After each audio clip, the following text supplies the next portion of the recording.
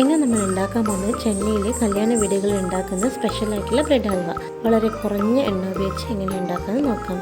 ഞാൻ എടുത്തിരിക്കുന്ന ബ്രെഡ് സ്ലൈസുകൾ ഒരു ജാറിലിട്ട് പൊടിച്ചെടുത്ത് ഒരു പാൻ എടുത്ത് അല്പം ഓയിൽ ഒഴിച്ച് 2 ടീസ്പൂൺ ഗീ ഒഴിച്ച് കാഷ്യൂവും റൈസിൻസും ഇട്ട് വറുത്ത് കോരി മാറ്റി വെച്ച് അതിലേക്ക് നമ്മൾ പൊടിച്ച് വെച്ചിരിക്കുന്ന ബ്രെഡ് ക്രംസുകൾ അതിലേക്കിട്ട് നല്ലോണം യോജിപ്പിച്ച് കളറ് മാറി നല്ല ബ്രൗൺ കളറായിട്ട് വരും. അപ്പോൾ നല്ല ക്രിസ്പി ആയിരിക്കും. തിളപ്പിച്ച് ആറിയ പാലൊഴിച്ച് നല്ലോണം ഇളക്കി യോജിപ്പിക്കും. നല്ലോണം മിക്സായ ശേഷം 1 കപ്പ് പഞ്ചസാര ചേർത്ത് ഇളക്കി കുഴമ്പ് രൂപത്തിലാകുന്ന സമയത്ത് നല്ലൊരു സ്മെല്ല് വരും.